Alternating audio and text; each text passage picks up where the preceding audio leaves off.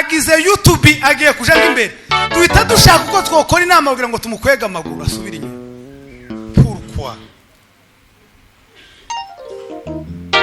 Buriya nta muntu numwe muri bano birabura buhabona hano, nta muntu numwe wifuza kutera imbere. Nayo mpamvu amaze kuvamo ibintu by'inzigo, umuntu asigaye agira umugambi akawisha abandi kubera ko mukwega amaguru agasubira hasi. Kanigisha ico bantumiriye kwigisha. Barambwiye ngo nzigisha umutwe w'ijambo uvuga ngo guhinduka tukagira imitekerereze isa n'iya Kristo. Guhinduka tukagira imitekerereze isa n'iya Kristo. Mana ifashe nitonde kandi niza gufatwa nuko. Sinje nzaba mfashwe. Mbwirira umuntu muri kumwe mubwire ngo ndakwifuriza guhindura imitekerereze yawe igasa n'iya Kristo.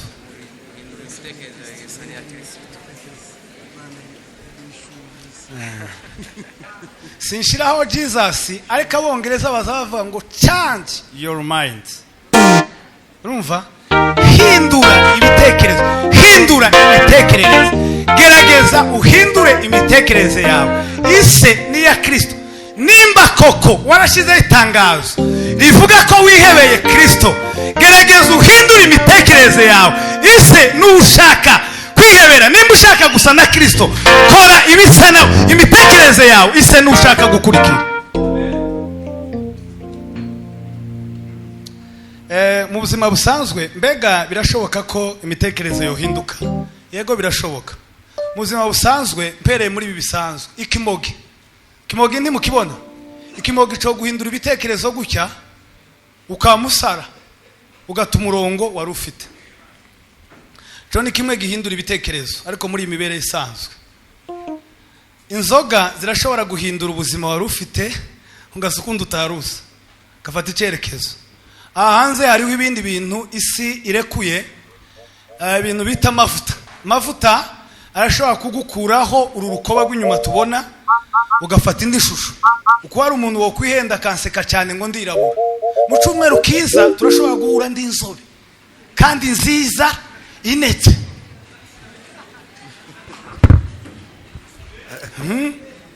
Ngahinduka mukabibona physically mukaza mutangira kuvuga ngo se uriya nujya wari wirabura cyangwa ni wa wundi bundi bitewe n'imbaraga ziki z'amavuta.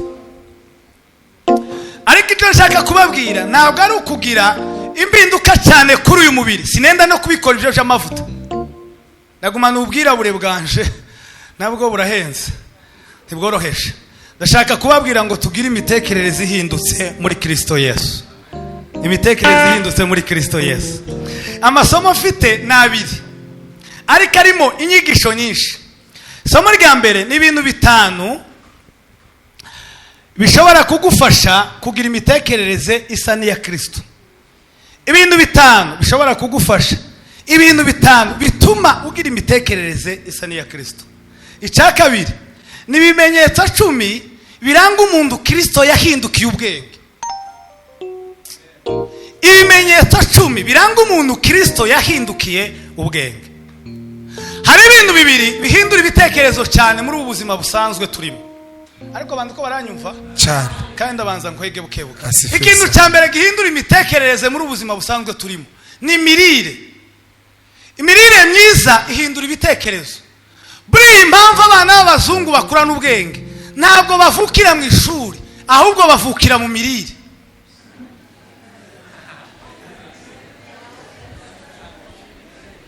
Buriya imirire nicyo kintu cya mbere gihindura imitekerereze. Tukitege ibishimbo bya buri cyumweru, numara ngo uje gukompara n'umuntu ufite amagi ahindura akarya n'ibindi bintu ntazi, amafi n'ibindi, nurangiza ngo uvuge ngo muzatekereza cyo kimwe. Ibishimbo ntibitera imitekerereze myiza, ahubwo bitera ibitotsi, bituma umuntu adatekereza. Gato acyagerageza nigisha urubyiruko, ndaje mu mwanya n'abashaka ko dutanga haleluya turazitanga. Maragwe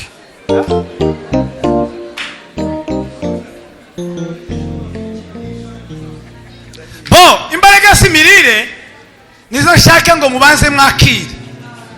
Buriya iyo umuntu agize imirire mibi bayita malnutrition, ahita agira ingorane zo kurwara bwaki.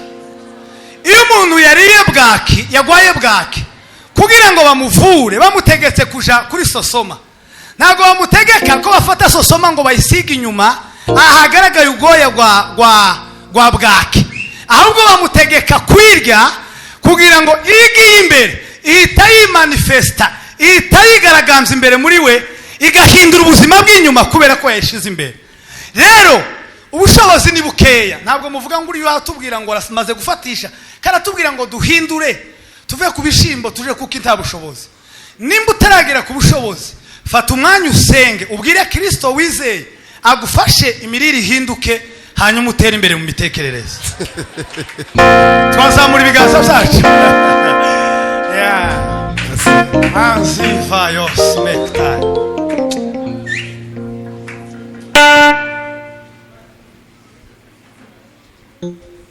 Ndababwira akarorero gato akarorero gatoya kabereka ko imirire ihindura imitekerereze.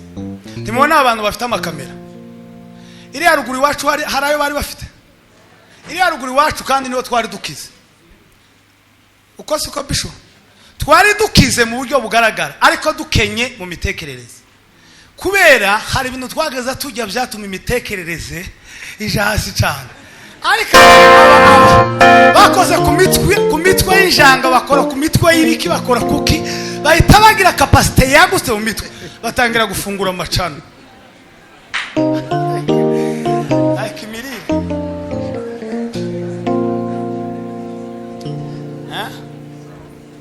Mbaraga z'imirire. Okay, akakabiri gatuma imitekerereze ihinduka, akantu gatuma imitekerereze ihinduka akakabiri. Ndacyari mu buzima busanzwe mbone kuza muri iri somo. Icyakabiri gituma imitekerereze ihinduka ni ukuryama neza, ikiryamo cyiza. Muzukuri ndababwira amakuru. Allo.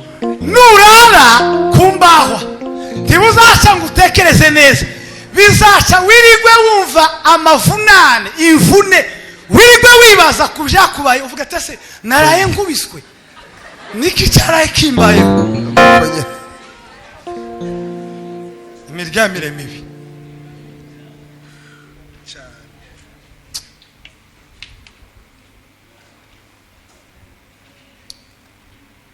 Nigeze kubaho igihe kirekire mfite imiryamire mibi. Ntabwo nigeze gufata igihe kirekire cyo gutekereza umuryango. Ntacyo nari gutekereza, nari nzi ko ubuzima bwanje buhekera gusa kuryama nabi. Ariko Imana igukandiye hano, warangiza ukagira imiryamire myiza, uzurara neza, hanyuma biranashoboka ukarota neza, bwace mu gitondo hakaba gukurikirana za nzozi zawe, imitekerereze igahinduka. Tuzamura ibiganza byacu. Nimuvuge ngo haleluya cyane. Haleluya. Niba ukiryama nabi ntiwitege impinduka mu mitekerereze. Banza urwane n'ikiryamo, nubona ufatisha ikiryamo, imitekerereze izahinduka.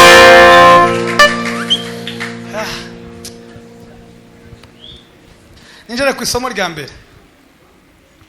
Ibintu bitanu bishobora kugufasha bigatuma imitekerereze yawe isa ni ya Yesu. Turacyari kumwe namwe ariko? Amen. Turacyari kumwe. Haleluya. Bo nuko ari materaniro ya nifuzaga ko ikiga izi nyigisho ziba deba ikomeye, hakabaho nibibaza abantu bakabaza, hakaba n'amasomo menshi twadusimba, twari gufata umwanya tukavuga. Buriya umunyabwenge, n'ubundi nibashije ku munyabwenge. Umunyabwenge ninde? Umunyabwenge niki? Ko kandi gusa bone umunyabwenge ninde? Umunyabwenge niki? Ndangize nza gukuremo ibintu birindwi biranga umunyabwenge, ariko ayo masomo yose sinatanga. Nagira mbaheze akaroro gatoya gusa nimana ndambuke. Ikintu cya mbere kiranga umunyabwenge ni ukubaza cyane. Kubaza cyane. Yabona kandu akanagake. Bando bakamuseka. Ngo ukarabaza none ngo akanagake. Nubona kabaza niyo ngigura telefone niyo ngibona ni gute baza batuma audio ko nawe tuzaba nacisha audio. Umunyabwenge nubaza reka mbabwire iyo wigize umuswa mu munota umwe uhinduka umunyabwenge ibihe byose. Ariko iyo wigize umunyabwenge ukigira umunyabwenge gutyo umunota umwe uhita uhinduka umuswa ibihe byose. Iyo wigize umuswa umunota umwe barakwigisha ugahita umenya muri wa munota. Muzarebe bano bakecuru uyu mukecuru bahagurukije mama Bishop Den yigize umuswa umunota umwe ahita abaza ukuntu batuma audio. Kuri ubu sindi muri telefone yiwe ariko kuri ubu ndakiri ku rwego rwo gutuma audio ageze ku rwego rwo kubloka abantu.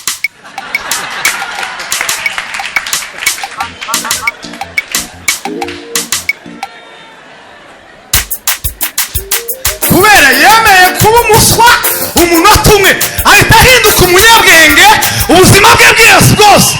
Iyo wigize umunyabwenge umunota umwe uhinduka umuswa igihe kirekire. Tuzamure ibiganza byacu muvuge ngo haleluya. Haleluya. Ko birumvikana Cyane. Okay, icyo nicyo cyambere kiranga umunyabwenge. Icya kabiri kiranga umunyabwenge nasanze ikintu cya kabiri kiranga umunyabwenge ni inshuti ze abagendana nabo. Buriya nkubwire niba warafashe umuntu ufite capacity iri hafi uzapfa ubwenge bwawe budahindutse. Anubona yewe hebi iyo nshuti nta murongo ifite ngo ye narayikunze niba afite ubwenge buri kuri 5% bizarangira we ugiye kuri 4%.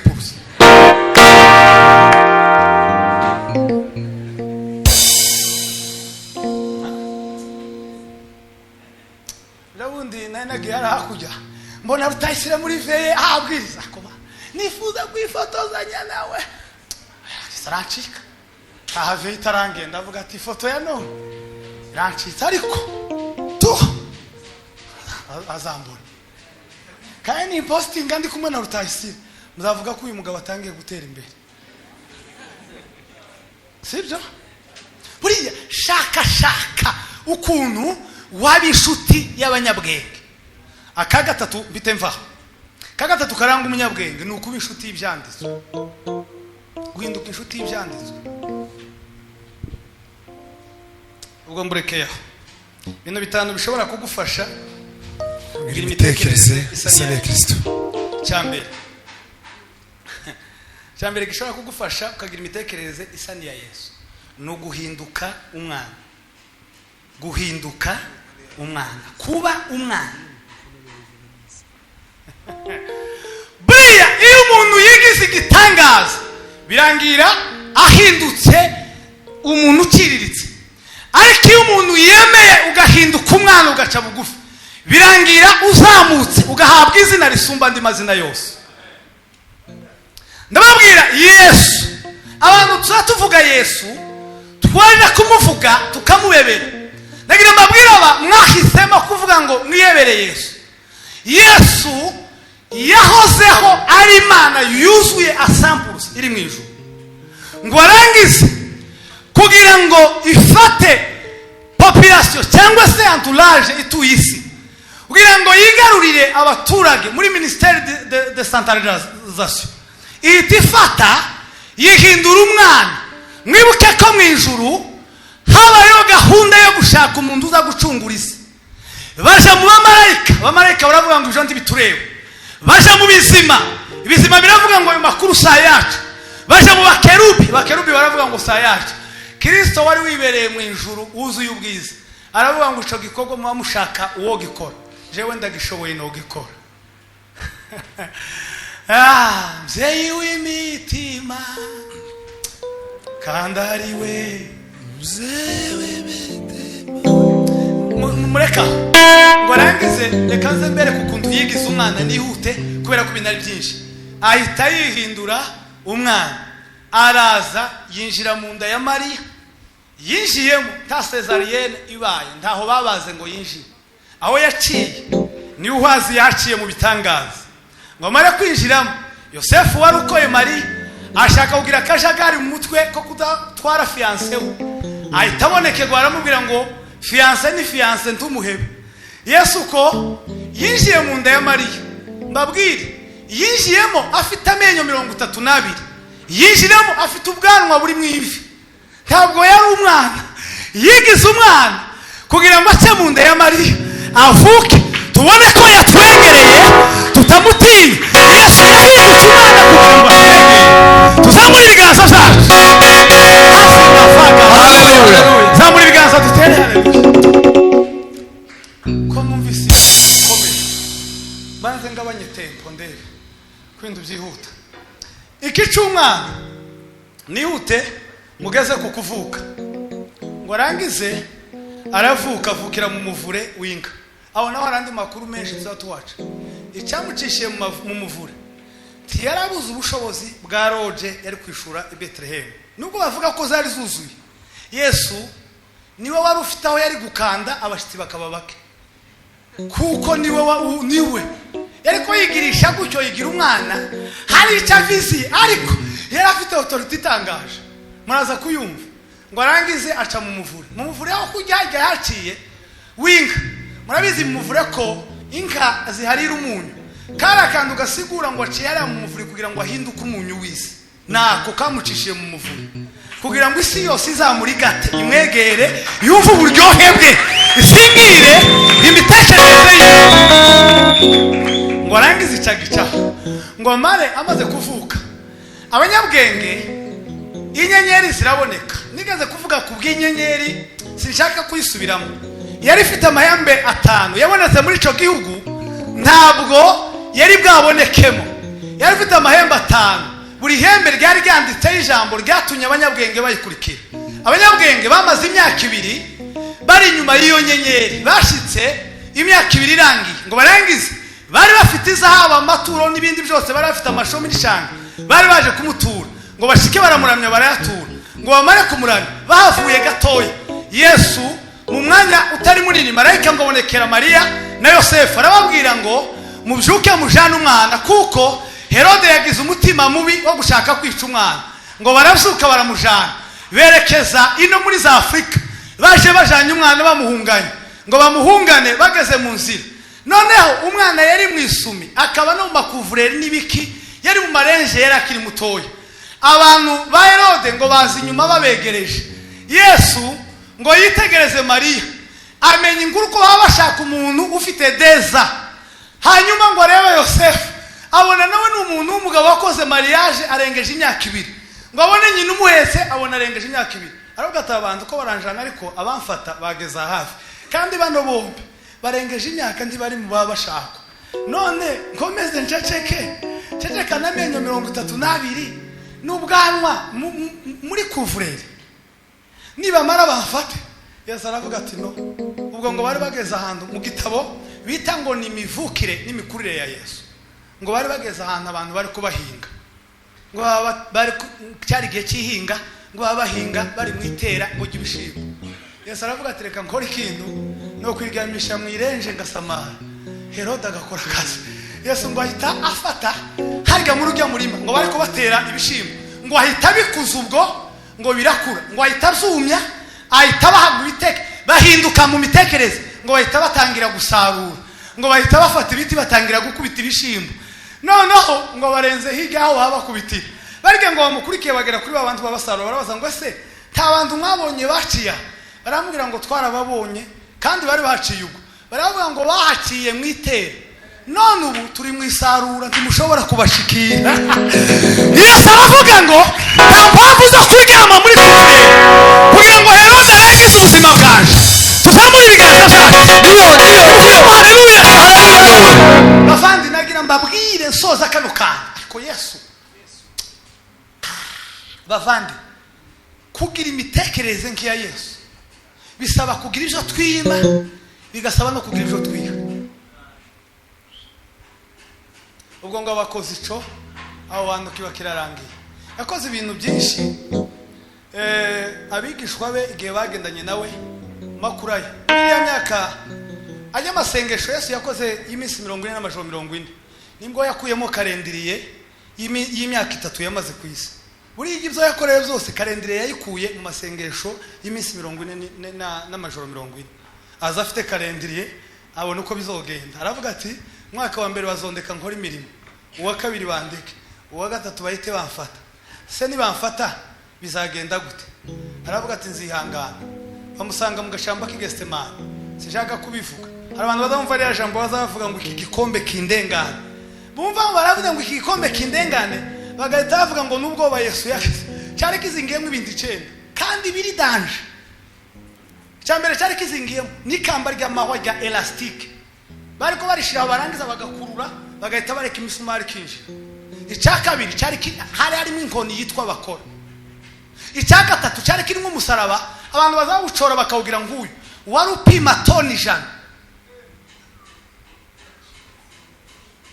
Icyakane hari harimo 10. Icyakatanu harimo sifongo. Byo ni byinshi, mvuze byinshi ntarashakaga kuvuga. Hanyuma aravuga ngo nubwo bimeze gute kalendiriye nayikuye mu masengesho nzakomeza mbyihangane kugeza ngeze kuco niyemeje gukora mwisi. Natakaje ikibazo nari mfite mu ijuru kimbere nemera kuza guhanagura icyaha umwana w'umuntu yari yatewe n'Adamu. Tuzamura ibiganza byacu nimuvuge ngo haleluya ta haleluya. Turacyari kukanduka avuga ngo guhinduka iki umwana ngo arangize wa muntu wari wigize umwana yemera gupfa kuva mu ijuru. Byamusabye gutera intambwe 7 nta mwanya wazo. Kuzamuka asubira mu ijuru byamusabye gutera izindi 7 kugira ngo ducungurwe. Yesu Kristo yateye intambwe 14. Izi 7 yateye kumanuka uriya mugoroba habaye ubwira kabiri ku musaraba. Uyu musaraba nawe ufite igisobanuro giteye ubwoba.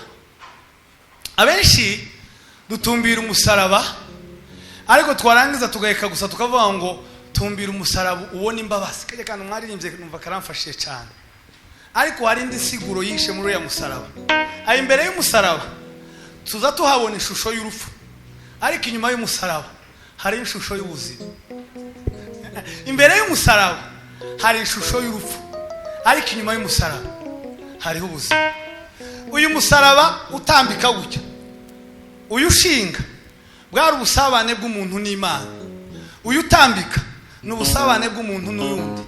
Uko impamvu turadukorogana ntituramenya agaciro k'umusaraba. Ari amahembe atambitse ni reconciliation yanje nawe, ni relationship yanje nawe, n'ubusabane bwanje nawe. Ibi gutya bimanuka n'ubusabane bwawe na Kristo. Rero bivuga ko ugomba kubana n'abantu neza, warangiza ugasuka abana n'Imana neza. Ako kantu karufikanye. Ariko abantu bazashaka ngo bakoroga abantu muri mane bashaka kubana n'Imana neza. Ukoze guko ntabwo wujuje ubuziranenge bw'umusaraba. Niba ushaka kuzuza ubuziranenge bw'umusaraba, sabana n'abandi mubane neza. Nurangiza ubone gusabana n'Imana mubane nayo neza. Twotera haleluya. Twotera haleluya bene ifashe. Muzamura ibiganza ntere haleluya.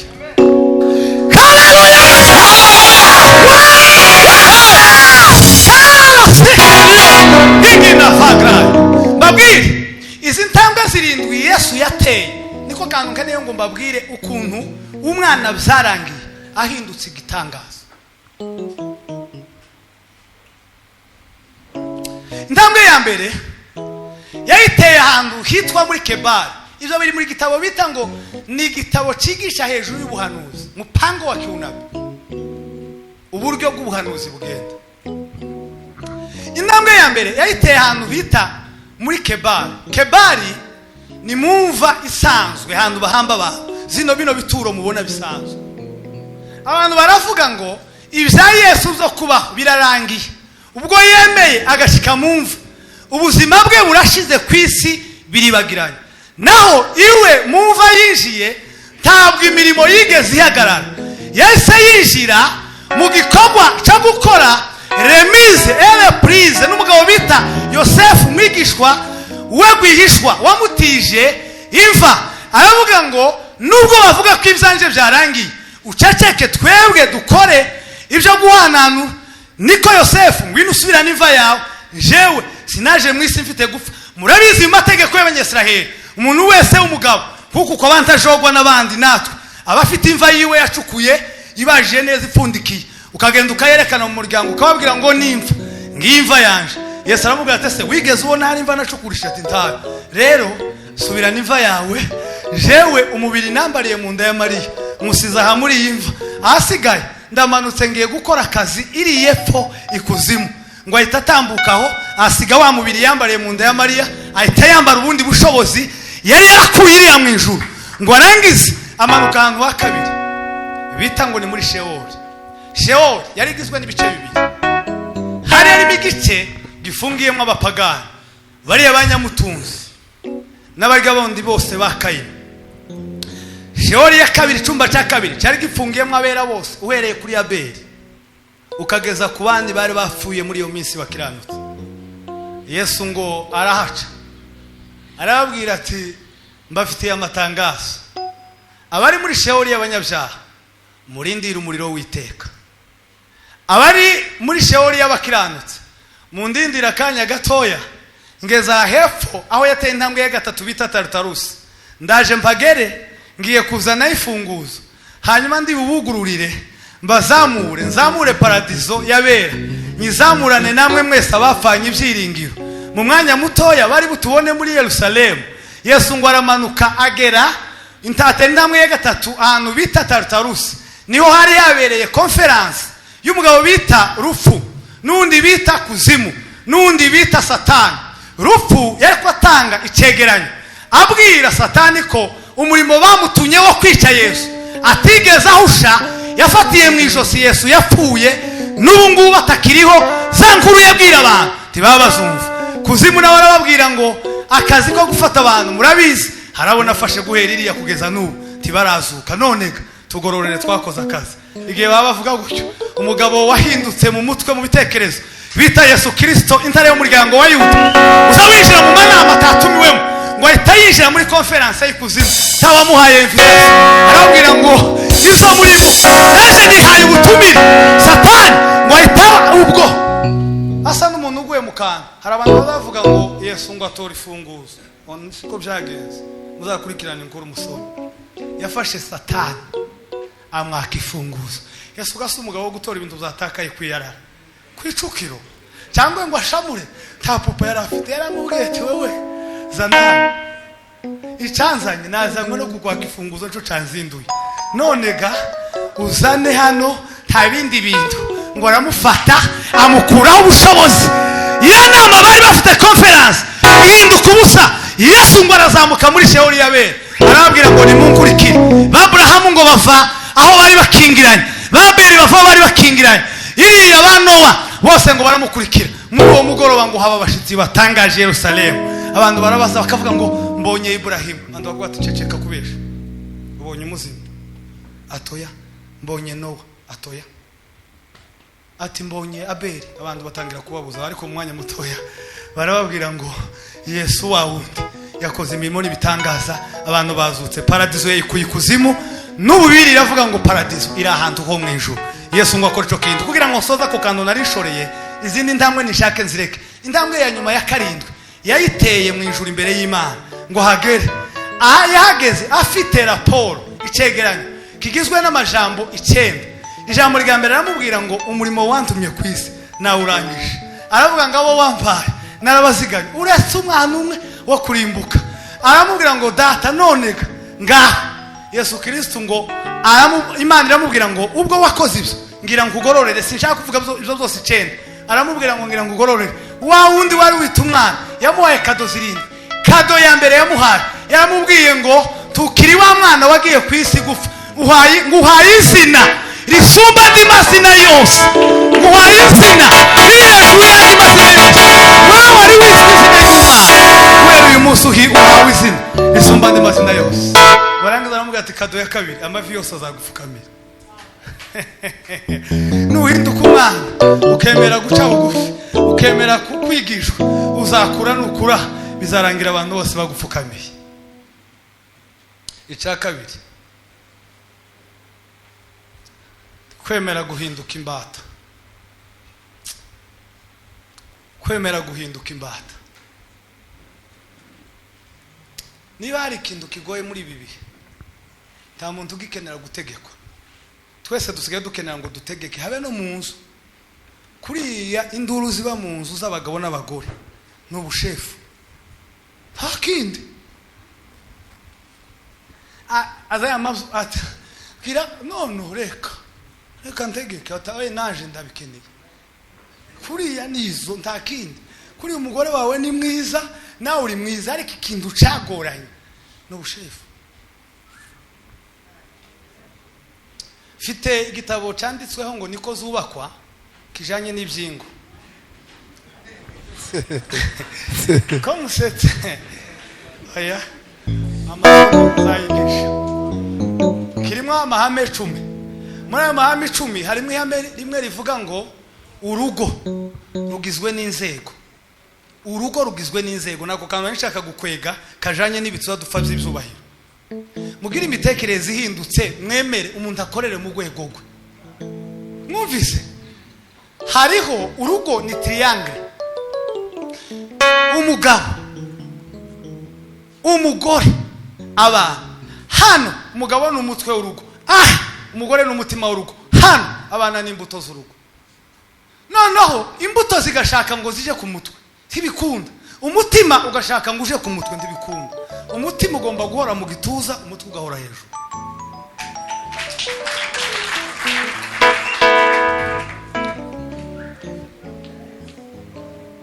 Subiramo. Ayareka n'avance. Turi kukanda ukavuga gute guhinduka iki imbata. Sozerezaho. Guhinduka imbata. Narivuze kuri kare akantu kishgajanye n'ingo. Narivuze ko urugo ari triangle. Iyi triangle igizwe n'imirongo 3. Umurongo wa mbere ni umushefu, umugabo. Umurongo wa kabiri ni yajwe, ni umugore, ni umutima. Umurongo wa gatatu ni imbuto z'urugo, abana. Noneho ikintu kigoye, ubu nyine umutima usigaye ukenera ngo uje hejuru y'umutwe, kandi bitokunda. Imbuto nazo zigahita zikenera ngo zikurikire umutima, hanyuma umutwe bagakenera ngo usubire mu gituza. Umutwe usubiye mu gituza, umuntu aba ahindutse igihingo. Rero aho kugira ngo duhinduke igihingo, ni mwubahe inzego. Kansozerezaho bavandimwe, nimba ushaka gutera imbere, wemere kuba imbata y'abandi. Mwibuke Kristo. Tuzamura ibiganza mvuge kano kantu. Nimuvuge ngo haleluya. Mwibuke Kristo igihe yagendagendaga n'abigishwa bavuye mu kazi, ngo arangize afata imbehe atangira kuboza ibirenge. Ako yagakoze umugoroba bari biteguye kumufata. Uwo mugoroba bari biteze kumufata, yawukozemo amagambo 9. Muri 9 harimo rino ryo koza intumwe ibirenge no kubanagura.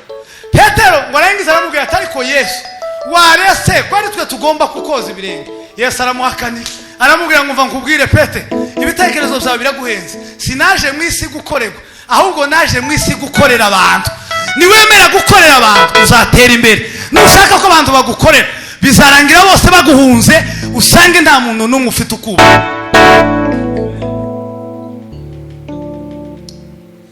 Amen. Amen. Papa Revera ntabwo ari ukwihaye.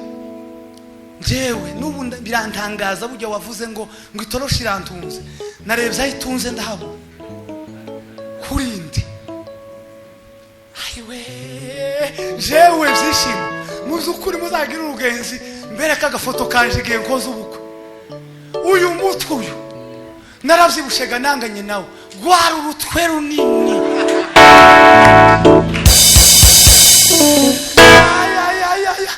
Fita agafoto. Ejo bundi nakeretse abana banje bose baraseka, bamwe bita mu cumba abandi bitahe.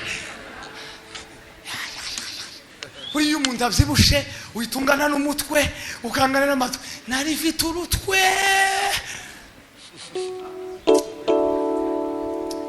Imana igira neza ye. Imana igira neza. Amen. Mugire muhinduke, mugire imitekerereze nk'iya Kristo. Nimugire imitekerereze nk'iya Kristo, biroroshe gutera imbere, biroroshe kugera kuzo ukeneye, biroroshe gusingira izo ukeneye, biroroshe gufata uko Kristo yagufatiye. Niwemera ukagira imitekerereze nk'iya Kristo, uzagera ku byo ushaka. Nagitekerejeho. Imoni Kristo, amen. Amen. Kuba imbata naka kantu naringiye kuvuga ka kabiri bite nihuta nsoza. Kuba imbata, jewe nkiri umuvuga butumwa mu rusengero, nabwo maze kubaho n'umupasiteri, aba bahora baza kubwiriza iwacu abashumba bagendanye mu bubiri na Paul, bari basa n'abandusha amavuta. Noneho ngo amare ndibuka n'abageze hafi bwagiriza bakaza, namara kubona abantu baraganye mu ijoro bashitse, ngahita nyomboka ngakora mu birato byabo, ngahita mfata amasogesi nkayamesa, sinzi gupasa, ariko narangiza nari naramenye gupasa amasogesi y'abashitse, ngahita mfata ipasi ijya y'amakara fie ngacisha ku masogesi kugira ngo ndebe ko yuma, kayumisha ni pasi. Barangiza bavuka bagasanga amasogesi fie yamesha. Ninde wamesha amasogesi? Bakamubura. Muri iyi minsi ahari nari nkorera Muyinga, abatwara abanye twari tubana mu rusengero, nageza ngenda samedi mu gatondo, kenshi nageza nkunda bumwe kuwa gatanu kurara ku rusengero, mu gatondo kare ngahita nambara training, ngafata itorosho koropa. Umunsi umwe umugore umwe yigeze gusanga mpankoro, ngo ndagusabye revera ntugasubira. Ndamubwira ati ni none umbonye saa kumbona, none nkabikora saa 10. Asanga nta mafuta bigabanya iyo wemeye kuba imbata ugaca bugufi, Imana ituzamura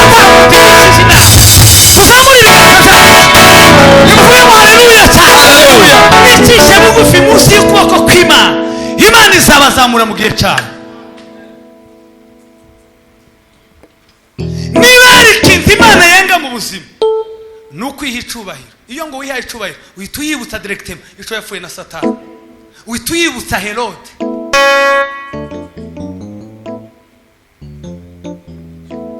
Mbariza umuntu muri kumumaze ngo se urashaka guhinduka mu mitekerereze, mubwire ngo emera uba imbata y'abandi.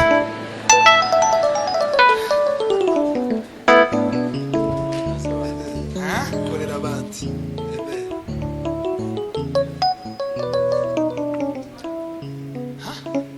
Hari ibintu basobanura, abantu benshi bazi ngo kuba imbata ngo ni uguhinduka imbata y'icyaha. Kuba imbata siko bisigura. Buriya umuntu wese wemeye Kristo aba abaye imbata ya Kristo, aba yemeye kuja mu butware bwa Kristo. Muramubona inzandiko za Paulo zose ziriya 13 ziri muri Bibiliya, izindi zibiri zatakaye nta makuru yazo dufite, hatakaye zibiri z'Abakorinto.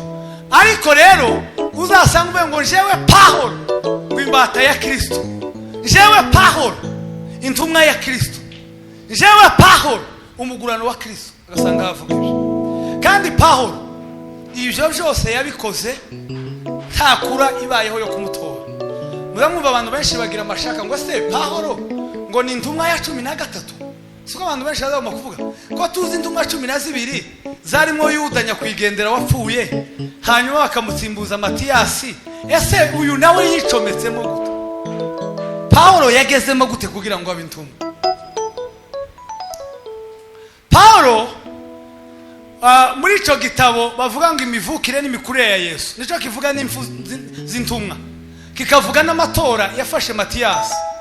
Iyo kimaze kuyasobanura kizakivuga ngo Matiyasi amaze gutorwa ngo yahise aguma yicaye ngo nta murimo yakoze, ngo igihanga cya Yuda ngo gikomeza kugaragara, ngo Paulo arahaguruka nk'umukorana bushaka aravuga ngo aho kugira ngo igihanga cya Yuda kiyagume, jewe Paulo ntegerezwa kuba imbata ya Kristo.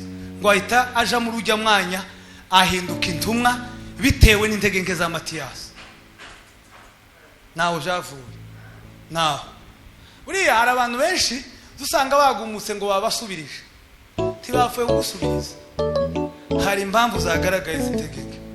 Abandi nabo baje mu bunebwe bagatangira kwikanga ubusa, mwarara muri ve ngo yari inama, wabonana n'umuntu ngo bari mu nama, haguruka usenge, nugira intege nke uzahora na rerite, uzahora mu mutekano muke. Sika nsozereze ngarukira aho ngaho. Kuba imbata ya Kristo, iyo ubaye imbata urashobora kuba imbata y'ikintu cyiza cyangwa ukaba imbata y'ikintu kibi. Nuba imbata ya mugenzi wawe urebe ko ashaka kugukoresha icyiza cyangwa kibi. icya gatatu gishobora kukugira ukagira imitekerereze nk'iya Yesu ni ikintu kimwe kirimo utuntu tubiri. ni ukuba umwigishwa, kwemera kuba umwigishwa warangiza ugahinduka umwigisha. aho kandi karumvikana cyane. kwemera kuba umwigishwa warangiza ugahinduka umwigisha. indambara dufite none ituma n'imitekerereze itazahinduka nimwe. nta muntu ugikenera kuregwa.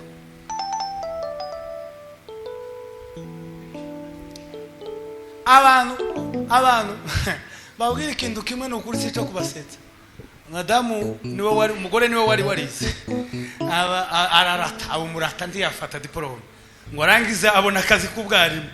umunsi umwe ngira ngo icoge yari atwite arasiba ku ishuri yarwaye. jewe nta masomo nari mfite ngo amare antuma kuja kwigisha. arambwira ati wewe ugenda gunokipira abana ntibabura uko babaho. ngo amare ampareso. iyo reso ndabisobanuro nari mfite byayo. nibutse ngo amara akana kamwe kaguma kumbaza. mama nankabwira ngo we ukiniuliza nitakupika. akoya kita la fascine le orse.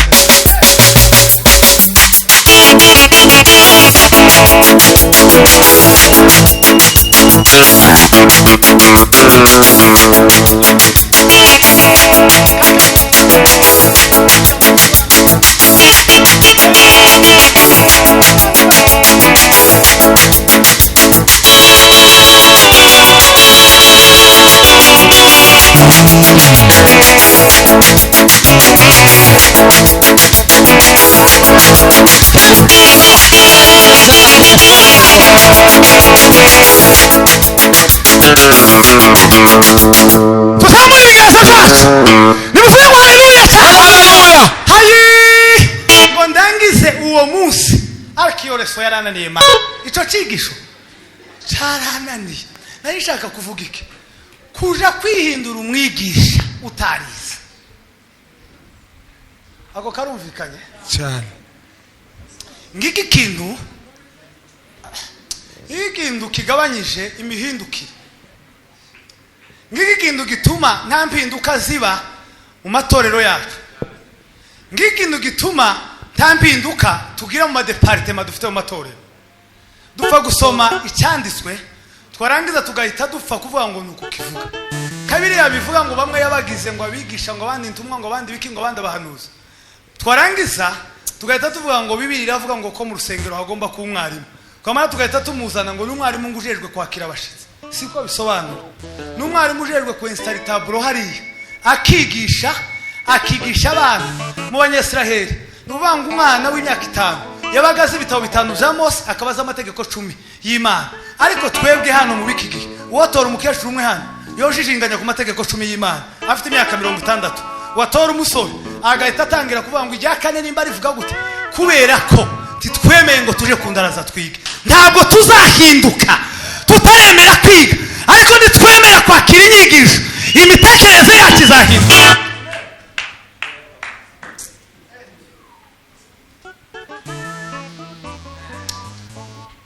kwemera kuba umwigishwa waheza kwigishwa ugahinduka umwigisha.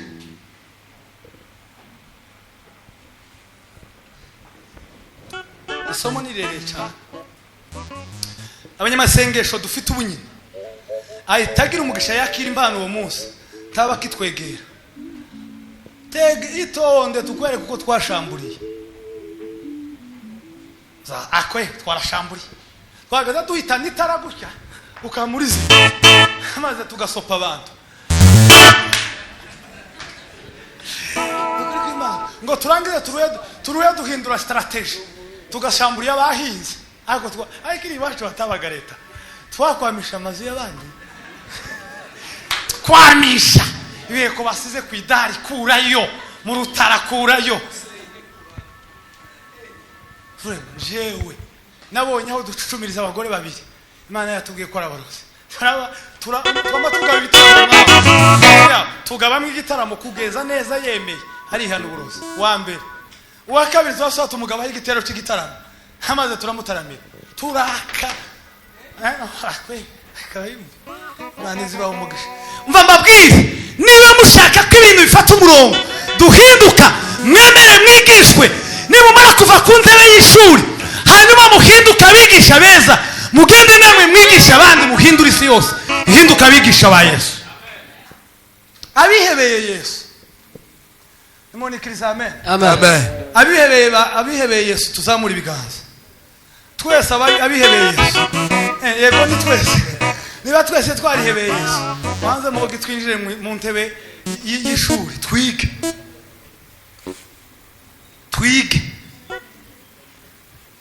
Ako nje bari mwiza ngira ubwoba.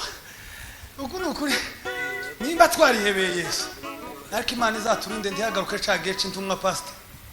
Cyaba Matayo. Bashyaza umupanga bawucisha kwitupa gutya, bawunyereke ngo dore nguyu ni wewe. Babwira ati bavande.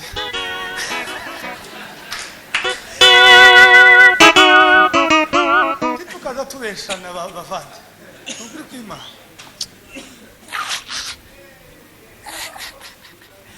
Bakavuga ngo hari agati kamwe ngo bateguye aha ngo karimo impako, bazanye kwa rusumeno runini ngo bangire nguko bagize Yesaya. Nababwira ngo abana ntibarakura mwitonde, turi mu gihe cyo gufungura amashuri ko ndategura ukuntu biga, mwitonde. Abari bihebeye Yesu, intumwa n'abandi bose abahanuzi, hariho anestesi bari baratewe, gaze yitwa gukunda Yesu, yitwa guhinduka mu mitekerereze. Bamubwira ngo uyu munsi turarangiza ubuzima bwawe, ntacyo bitwaye, uwo Yesu namenye yandutiye zose, ntazagoza ntera ubwoba, shaka mu cy'ijosi Kristo arahari, ahubwo mwantindiye umugambi bwiwe. Tuzamura ibiganza, nivuye ngo haleluya cyane. Ndajogowa da imipanga, turimo kwihebera Yesu ariko dufitemo amakenga. Hayimwe amakenga.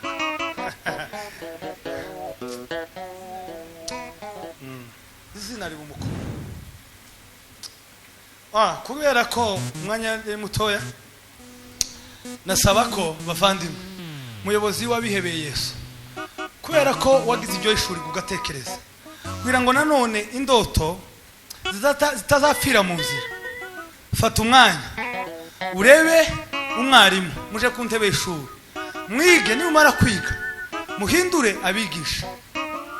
Birigaramu yaravuze ngo umukristo utangiye gusenga amugereranya n'umunyeshuri muri maternelle, aravuga ngo uwo akwiye kuba ngo azi ibyanditswe 100 abifite mu mutwe, ngo mu gihe yasohotse gukaraba hanze atasohokanye Bibiliya, mu gihe ngo Satani muteye ngo agahita yiyamisha ngo icyanditswe cya mbere, ngo Satani yadivasinga yakomeza kumusatira, ngo akiyamisha icya kabiri, kugeza ngo ageze ku 100.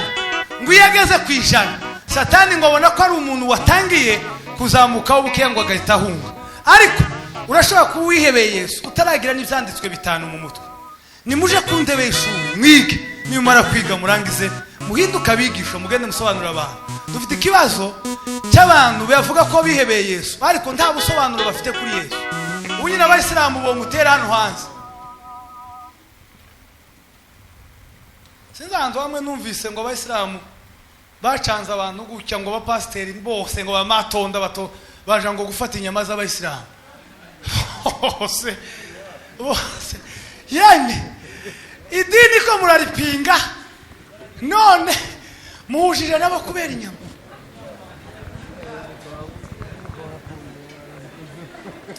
Mana yanje, akakane tugende. Akakane nukwemera guhinduka igitambo, kugira ngo ugire imitekerereze isa n'iya Yesu. Nukwemera guhinduka igitambo, kugera ikirenge mu cya Kristo. Ibi nimba Kristo yarabikubitiwe, niba Kristo yarabizize, tukemera kumusigarira mu gihe, dutegerezwa natwe kubizira.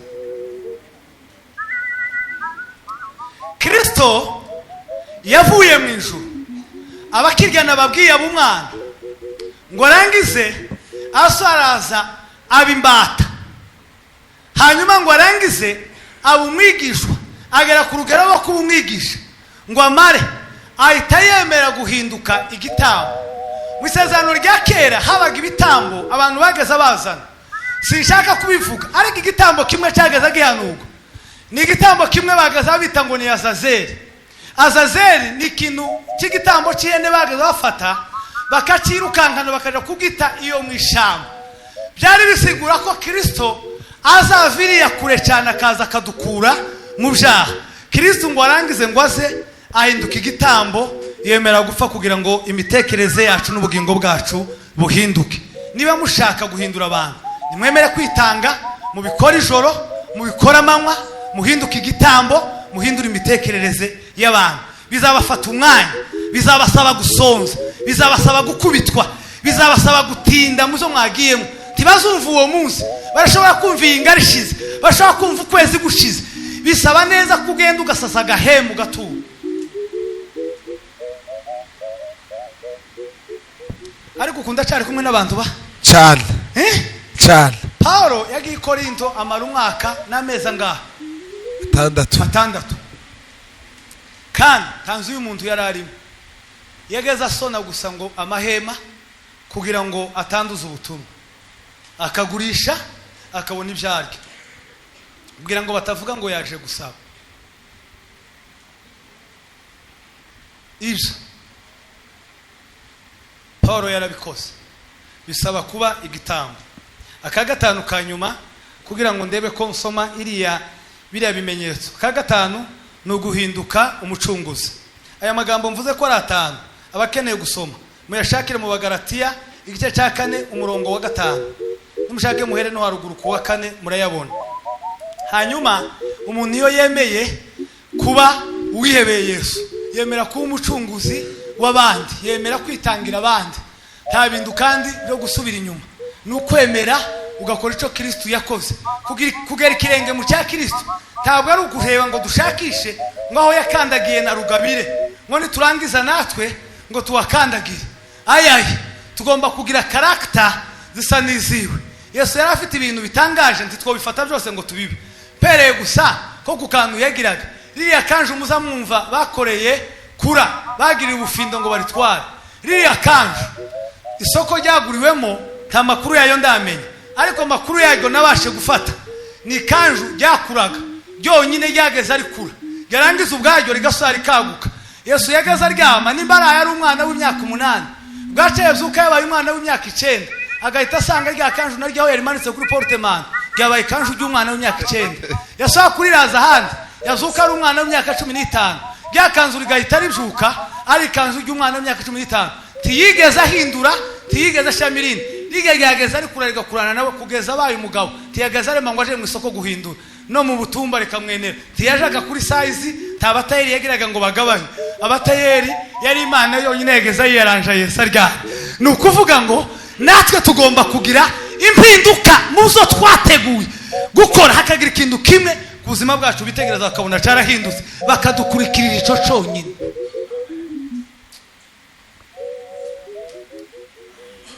Ako naringiye kwamiriza namirize tuzamura ibiganza byacu.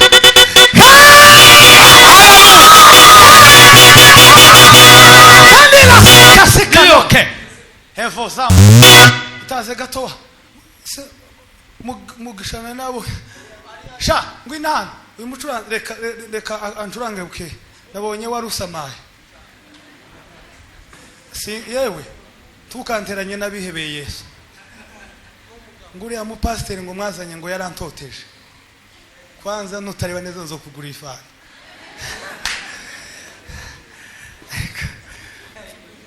Soze bavande, nukuvuga ngo ugomba kuba umucunguzi, ukitangira abandi nimba warihebeye Yesu. Ibi bimenyetso 10 biranga abantu Kristo yahindukiye ubwenge, bisome kugira ngo nihute ndebe ko nsoza umwanya bampaye. Icyambere kiranga umuntu Kristo yahindukiye ubwenge. Nibijyana ariko mbabwira ubwenge niki nakavuzeho bukeye. Ariko ikintu cyambere kiranga umuntu Kristo yahindukiye ubwenge ni ugushira mu ngiro. Kurumva ni ugushira mu ngiro ubwenge, ni ugushira mu ngiro iby'ijambo ry'Imana rivuga. ikintu kimenyetso cya mbere kiranga umuntu Kristo yahindukiye ubwenge ni ugushira mu ngiro iki jambo ry'Imana rigira gute rivuga. Ibyanditswe ni byinshi ariko kimwe, Matayo 7:24, abumva aya magambo yanje bakayakomeza bazamera nk'abanyabwenge bubatse inzu zabo hehe imvura iragwa imivu iratemba zose zikubita kuri yanzu gusiga umigize gute ihagaze. Nimba ushaka ko imitekerereze yawe ihinduka, shira mu ngiro iki jambo ry'Imana rivuga. Aka kabiri kugira ngo ndebe ko soza nukugira imitekerereze ihindutse. Mariko 6:23 kugira imitekerereze ihindutse, apana imitekerereze iri hasi. Kugira imitekerereze cyakabiri nukugira imitekerereze ihindutse. Mariko 6:23 iyi mitekerereze ihindutse. Umuntu wari ufite imitekerereze idahindutse ni umudamu witwa Herodiya. Hariya niko havuga Herode ngo yaje babo bagira ifete. Ico gihe Yohana umubatiza yari afunze ngo arangiza agakobwa kiwe mu karasimba ngo gitangaza. Barangize barakabaza ngo se tugwiki kunejeje bano bantu bari hano. Barabira ngo kwitondeje kubaza mukecuru. Baragenda kubaza nyina aramubwira ngo ugende usaba umutwe wa Yohana uriya muhungu ufunze, usaba umutwe wiwe. Buriya ugendere ku perezida akamubaza ngo se ukeneye jewe ndi perezida ukeneye ko nguhike.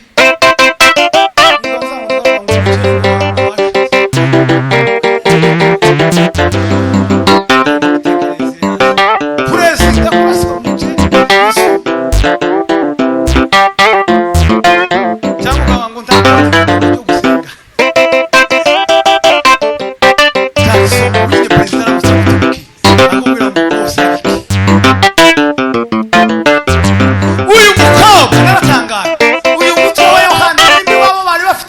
simbizi niba warafite firigo warikajije umara nk'ibyumweru bingahe, ariko amaherezo uyu mutwe waramubonaga ntacyo yagezeho. Ndagira ngo ubwire ngo tekereza, ubwire imitekerereze ihindutse ivugutse bigatwara ikoze uvuga. Tuzamure ibiganza zacu nivuge ngo haleluya cyane. Muhere imuhira mugire imitekerereze ihindutse kinyo. Muhindura imirire. Niba hari utuntu dukeya duhari twaje urebe tuwamushira abana n'umugore kuri horere y'ibishimbo y'icumweru cyose uzabasinziriza bakangure bakubitamo amagi urebe bakubitamo ibyo mu mazi iby'inyanja niko abaganda bazavuga, ubakubitemo n'ibizavuye amaraso urebe bajya abana bawe ko bagira. Nagira mbabwire Yesu ashimwe cyane. Muhindura imitekerereze. Buriya ukuye umubiri nakakantu sozerejeho nishaka ya simbisoza. Uyu mubiri timuzi baboneri bavyibusha. Uyu mubiri babategeka ko ukeneye siporo. Siko babivuga, bakeneye ko mukora siporo kugira ngo umubiri umere neza uronke ubuzima. Siporo rero y'ubwonko ni ugusoma. Iyo usonye ivyanditswe burya ngo ubwonko ubukoreye siporo nico gihe nabwo ngo umererwa neza. Siporo y'umubiri ni ukwiruka, siporo y'ubwonko ni ugusoma. Tiwararira ibishimbo mushobore gusoma uhita usinzira akiri kumanywa ku mugoroba. Niba mushaka kwihebera Yesu nimubanze muhinduke, change your mind, bihinduke mubona kuba bihebeye Yesu.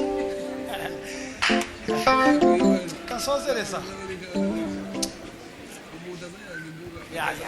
akazabisha n'abandi.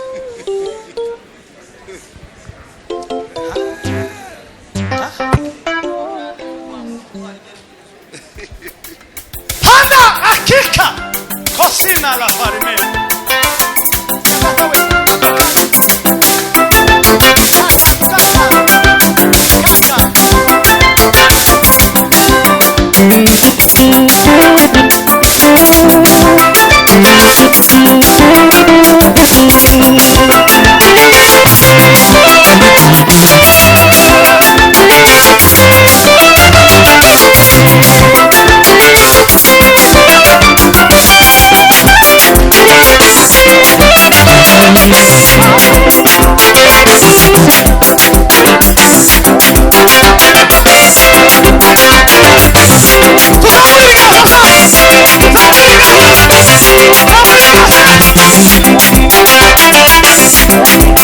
ukabwiriza umuntu utangiriye ku kiganiro gisanzwe, ukaganirira kuri fanta cyangwa ku kindi, ariko ukamubwira ibyo wagize. Ni uguhora ufite ibyanditswe byinshi. Ni ukuvuga ngo kuba ufite ubumenyi bw'ijambo ry'Imana.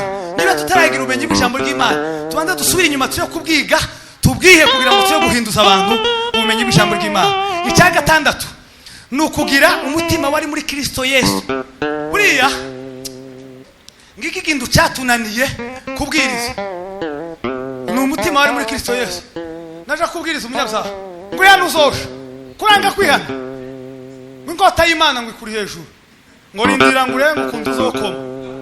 No ndatanga ugaruto kwa mutunga karama avuga ati none ndamuka ngishijwe mu kanisa n'inkoni.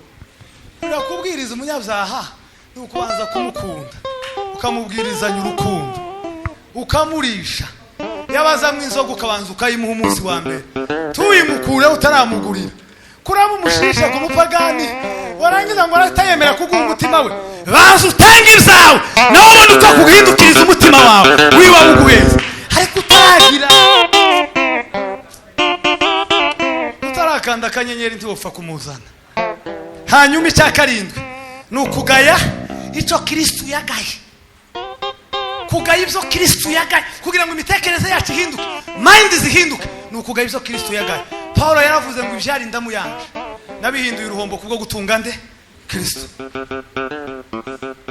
Utaragaye ibyo Kristo yagaye ntabwo uzatera imbere, ntabwo uzahinduka mu mitekerereze. 18 ni uguhagarara kugobo kugira ngo hatagira umuntu urimbuka. Hari muri ibyo Giswahili barinze aravuga ngo nani yaliye tayari asimame kwenye shimo la maangamizi pasiwe mutu. Ngo agire gute? Nani aliye tayari? Hapa aliye tayari akazunguke kanda la shimo la maangamizi, ili watu wafikepo washike na kuwaongoza katika uzima. Tusamuri biganza yame. Haleluya! Nani aliye tayari azunguka kwenye shimo la maangamizi? Ni bande bihebeye Yesu, bari stand by, bari tayari bagare kugoba bazunguke, hoye kugira umuntu murimbuka. Tugomba guhagarara kugoba kugeza tugaruye abantu bakareka kurimbuka. Muhinduke rwose, mugize imitima misha, muhinduke mu bitekerezo. Iki cyenda no kwigirira icyizere. Kwigirira icyizere, abantu benshi bari mu gukenera ngo tubagirire icyizere, ibo ubwabo batiyizeye. Utarigirira icyizere ntuzahinduka mu mitekerereze. Nzakwizera nindamuka ndahari ukora amakosa, ariko wowe nyene wifatiye imyanzuro warangiza ukigirira icyizere, uzaba intumwa y'Imana ahantu hose wowe uhagaze. Uzaba uhabona Imana iri hejuru yawe, uvuge ngo nje ni Imana yanje, turaziranye, ndi umwizego imbere y'Imana. Tutegereze ngo abantu aribo baguha amanota, wowe banza wiha amanota, abantu batsindagira ibyo wakoze. Ecanyuma ni ukuba inshuti y'Imana n'umwana n'umwuka wera. Nutaba inshuti y'Imana, tuba inshuti y'umwana n'umwuka wera. Nutizera Imana ngo wizere umwana wawe Yesu Kristo yatumye, ngo wizere umwuka Yesu yatumye, ntabwo uzahinduka uwihebeye Yesu. Muhinduke rwose mugize imitima misha, nimwakira ijambo ry'Imana. Imana bafashe kandi Imana bagirire neza. Amen.